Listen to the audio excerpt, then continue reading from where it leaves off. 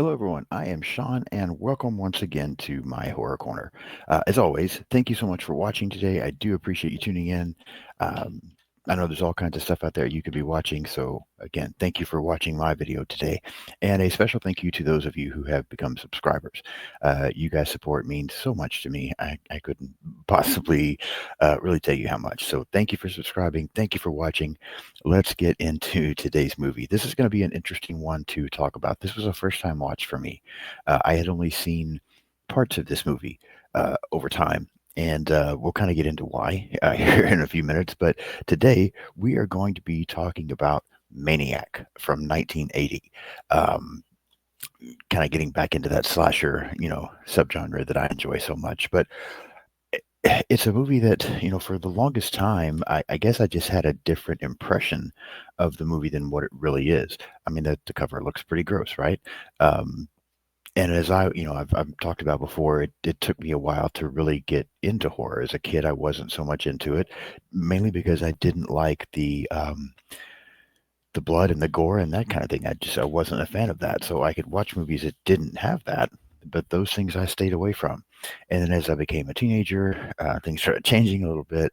I started getting more into all of it, especially the slasher stuff. And of course, now I absolutely love this stuff. But Maniac, I just kept putting aside. I don't know why. I just had an odd feeling about this movie, based, I think, some on the clips that I had seen, because just seeing a few clips here and there, it looked like it was a movie that looked silly, and maybe just didn't look like it was done very well. But then I heard, other people talk in the horror community, and this movie is held in such a high regard. And so eventually I was like, okay, I'm going to have to go back and watch this. And so I finally did. And yeah, it's going to be interesting to talk about this movie because this is one of those that as I begin this recording this morning, um, I'm still not 100% sure what I think about this movie. I'm still trying to decide. So I'm hoping that as I talk about it with you and go through some things and discuss some things, I'll be able to kind of land more on a rating and stick with something. So let's get started. Very short overview for the film. Childhood abuse triggers a man to kill women and use their scalps to dress his mannequins. Pretty much it, right? That's the basics of Maniac. The film was released January 30th of 1980, directed by William Lustig, screenplay by C.A. Rosenberg and Joe Spinell, produced by Andrew Guerin and William Lustig, cinematography by Robert Lindsay, edited by Lorenzo Marinelli, music by Jay Chataway, production company Magnum Motion Pictures, distributed by Analyst Film Releasing Corporation, runtime of 88 minutes, budget of 350,000, and box office of 4.5 million. So it did very well. Uh, Critic score or Rotten Tomato scores 40% from critics, 58% from users, and IMDb of 6.3 out of 10.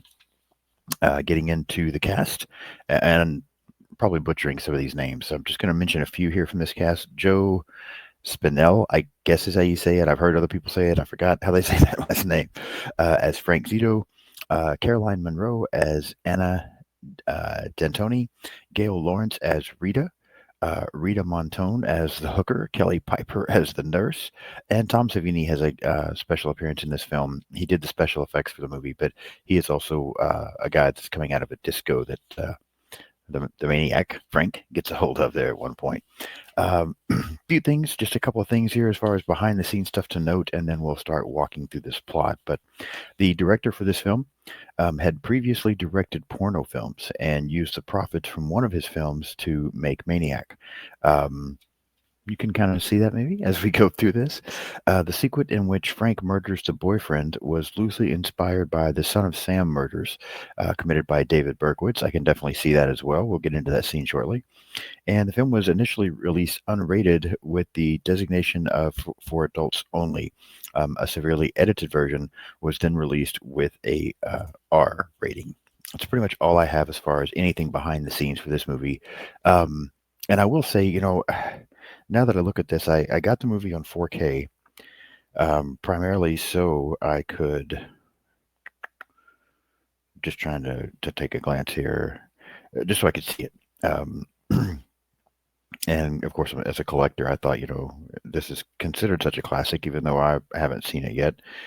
I need to check it out. I just watched the regular version. I'm not sure. I didn't really look through a lot of the special features on this. I don't know if that unrated version is on there, but it might be interesting to go back and check out at some point. But let me get a drink of my iced coffee here real quick. All right, we're going to get started. We're going to walk through the plot, discuss some things, and then I will give a rating at the end of the film. So we get the opening to this movie with a couple on a beach, and they're being watched. The man leaves to go get some wood, I believe, as they're kind of building a fire there. And while he's gone, whoever this person is that's watching the woman ends up coming up behind and slitting her throat. And then once the man returns, then he also gets strangled with looks like some wire around his neck. Um, Not a bad opening. I will say this. I was almost drawn in pretty quick with this film because, you know, being someone who grew up in the 80s, I'm still such a sucker for 80s movies, 80s music, all of that kind of thing. And this movie definitely has that 80s look to it, from the get-go. And these first opening kills are not that bad. So, I wouldn't say anything really jumps out and makes this an amazing opening. But I was on board. I liked the way we got started here. As we move on, then we find out that Frank Zito, who is the individual that killed these two people, um, he ends up taking. I want to make sure I don't miss something here, real quick.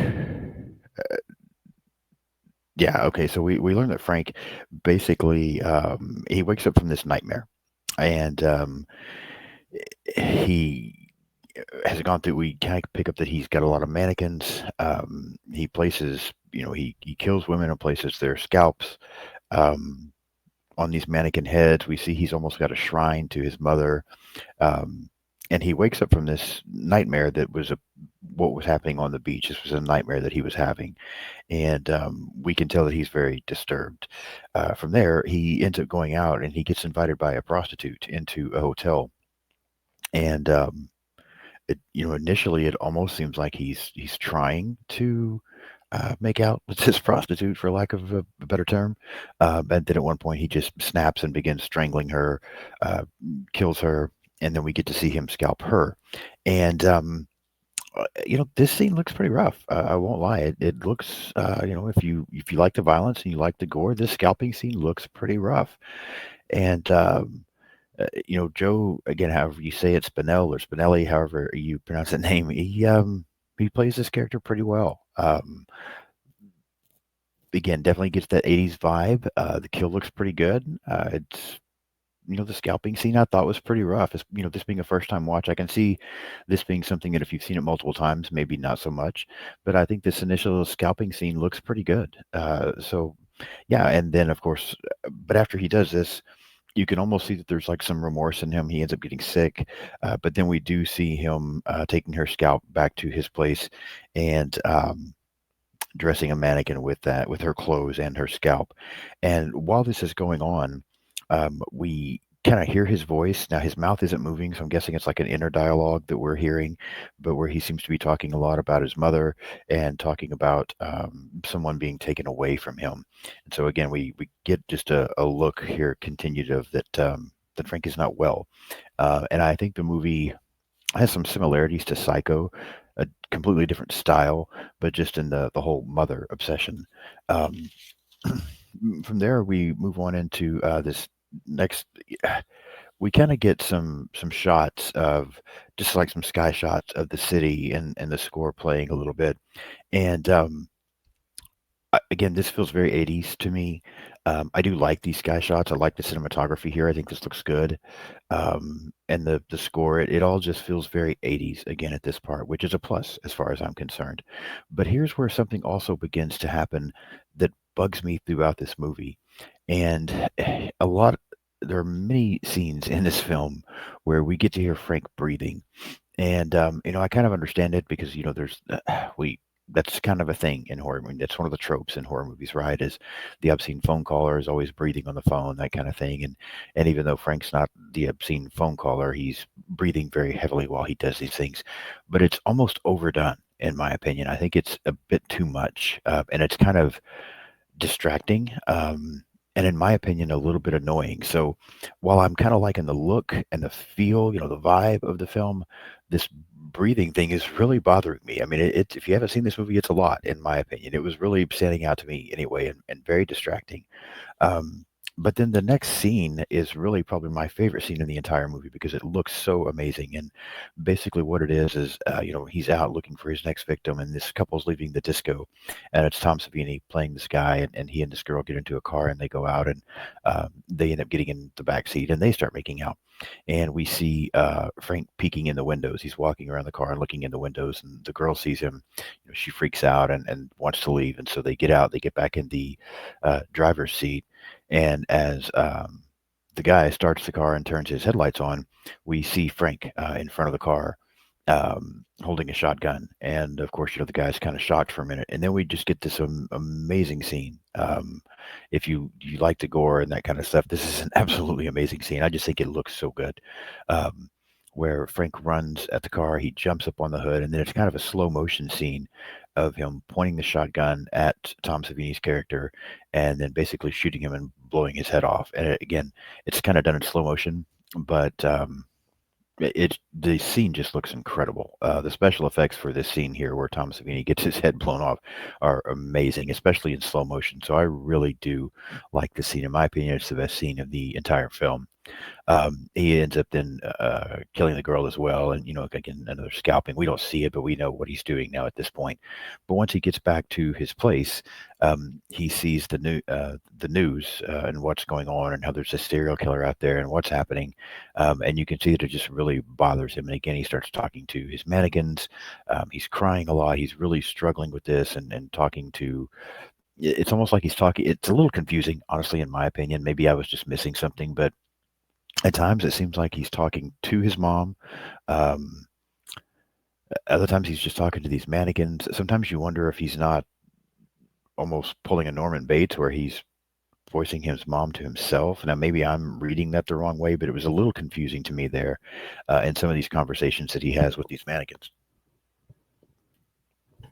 Um, we then, from there, we get into an introduction to Anna, a photographer who is out taking pictures in a park, and she ends up taking a picture of Frank. He sees her take the picture, and so then as she's wandering around doing some other things, um, he steps up and sees a bag that she had laying there, and is able to get her name and address off this bag. But then from there, we get another scene where now he's following a nurse. He's watching in a hospital, and he sees a couple of nurses leave. He starts following one of them, and there's actually some pretty good suspense here in this scene as he's following this nurse. She realizes someone's following her. They go down into the subway. There's a scene where she's trying to get on one of the subway trains and can't get on it in time, and she sees him coming down the steps. A few more scenes of her running away, thinking that she can tell he's not in a hurry, but she can tell that he's following her, and she's freaking out. And it's some good suspense here. It's not a bad scene. She ends up hiding in a bathroom, and we have one of those tropes where Frank comes into the bathroom and he's looking around, and she's hiding basically up on a stall and or up on a toilet, and trying not to make any noise, and he's walking around, and you get that suspense of wondering, is he going to open the door? Because to me, you kind of get the feeling that he knows that she's in there and he's just toying with her. But he ends up walking away. She thinks she's safe. She comes out, and then she goes over to a sink and a mirror and is looking at herself, and she kind of starts almost laughing in relief that she's managed to get away. And she looks down, she's washing her face, and then when she looks back up, she sees him standing behind her in the mirror. And then he kills her with a bayonet. And that's one of the things I will say about this film. I like the fact that he uses so many different weapons. We've seen him use a knife, we've seen him use a shotgun, now we're seeing him use this bayonet, I think is what these things are called. So yeah, he's using a variety of weapons to take out his victims instead of just having one thing. Um, of course, he ends up, adding her scalp and all to his collection again. We get more scenes of him talking to the mannequins. And again, I like this scene. I like the tension and all it brings. But he's also throughout this scene where he's looking for her, and like you're still getting his breathing. Even when he's, when he first sees her and he's getting ready to follow her, you hear the breathing. It's the breathing is overdone in my opinion, and it's very distracting, and it's like I said, it's just annoying. So while there are some things about this movie that I'm really enjoying so far, some of the cinematography and the look and the feel of the film, a couple of really good kills, um, the story, but the just breathing. I mean, that's almost the only knock that I have. A big knock is it's just it's overdone, in my opinion, to the point that it takes you out of the film a little bit.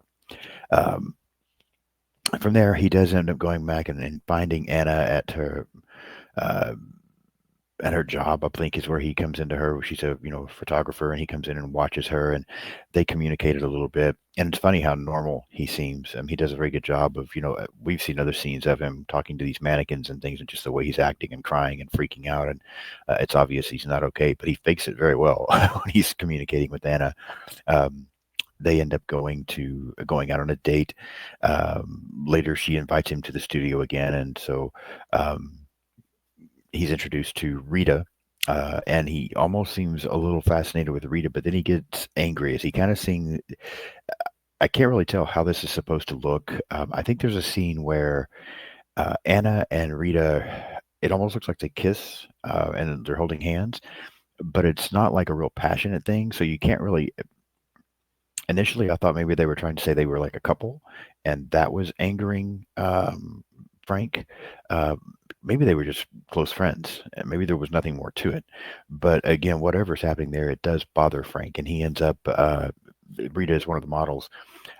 He ends up while they're doing shoots and stuff. He takes a necklace that Rita has laying on his table, and then hides it in his pocket. And then later he ends up at Rita's place, and he gives her necklace back, but he does end up kind of tricking her. He messes with the door where she's not able to, when he leaves, she's not able to lock it. And then when she's in the bathtub and gets out, and he's in her house, and he attacks her. And when he kills her, uh, when he stabs her, he's talking to her like she's his mom. So again, you're getting that obsession with his mother and what he's gone through there. I mean, we do see and kind of learn throughout the film that he's very abused, or was very abused as a child. And then, of course, he will scalp Rita as well to add to his collection.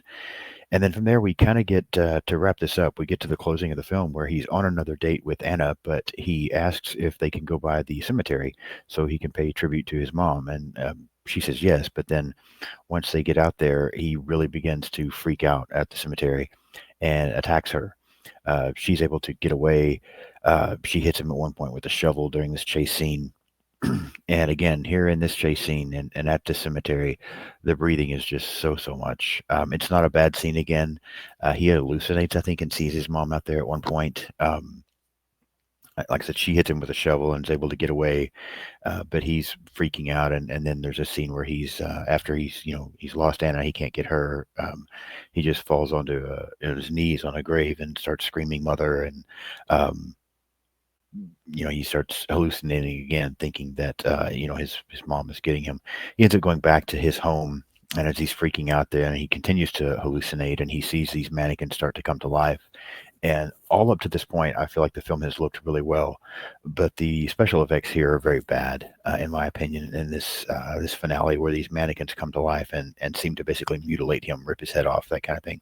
And it doesn't look good. The rest of the movie has looked really good with these special effects. So it was really kind of a disappointment to me that they look so bad in this final scene. The next morning, the cops show up at his apartment, and we see him laying there with a knife in his stomach. And so while he was imagining these mannequins attacking him and ripping his head off and killing him, instead he has, looks like stabbed himself. But as the cops walk out of his room, his eyes open back up, and so it gives you the impression that he's still alive. Um, yeah, and that's Mannequin. So there are some things about this film that I really do enjoy. Like I said, I love the '80s vibe and the '80s feel to this film. Um, there's some really good kills, especially again that shotgun scene. Um, Story's good at times. I think the cinematography is really good, but the movie seems a little chaotic to me in that it just doesn't. You don't get a consistency. I feel like in anything, you've got scenes where The special effects look really good. You've got scenes where they don't look good at all. You've got scenes where the performances are good. You've got scenes where the performances are kind of over the top and annoying. Um, and then this breathing thing, it's just so much. I mean, it really does annoy me in this film. I just think it's so overdone. Um, And again, I didn't like the ending of the film. I just thought it primarily because of the special effects. It wouldn't have been bad if it looked better, but it just didn't look good. And again, I know it was 1980. I realize things were different, but they had some things that looked so good. I was really disappointed. I think they went too far with his head being ripped off, and I don't mean too far in that that's too much to do in the film. I just think in doing that, they went maybe beyond their means, or they just didn't. Tom Savini's an icon. I'm not saying anything bad about Tom Savini because, again, some of his work in this film looks amazing, but this scene just doesn't look good, and I think it was just too much. They should have toned it down. Just let if they wanted to let the mannequins in his hallucination stab him, scalp him, whatever, that would have been fine. But the beheading just didn't look good. So, in trying to rate this film, it's very difficult for me because there were some things about this movie that I liked better than I thought I would. There were times watching this film because I watched it twice before getting ready to record over the last few days, and there were times that I really enjoyed it. Times in the film that I was really enjoying, and then there were other times that I was just taken out by certain things. And so,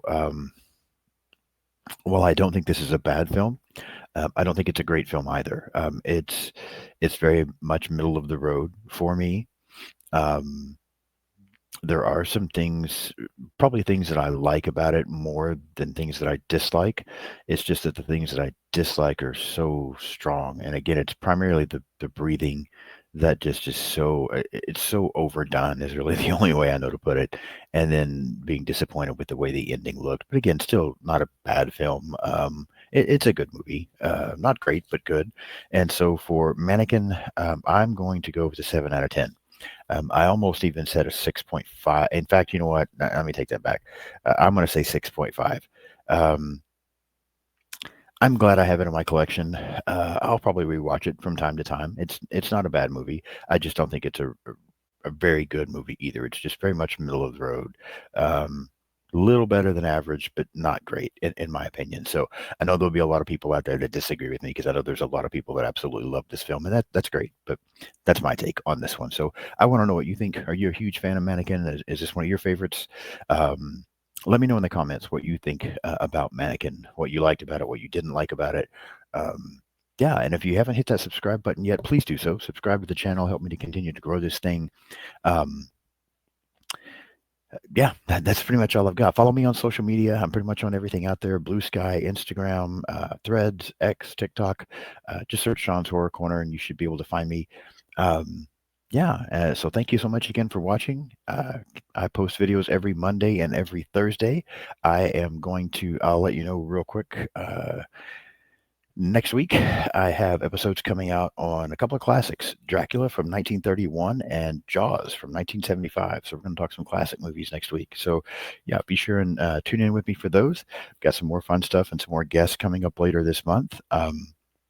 My friend Bo was supposed to be on this episode with me, but he had some things come up and couldn't make it. So I had to fly solo for this one here, kind of last minute, but that's okay. Bo will get back with this in the future, and we'll keep going. So again, thank you so much for watching. Like, comment, subscribe, share. Help me out. All right. I will see you soon.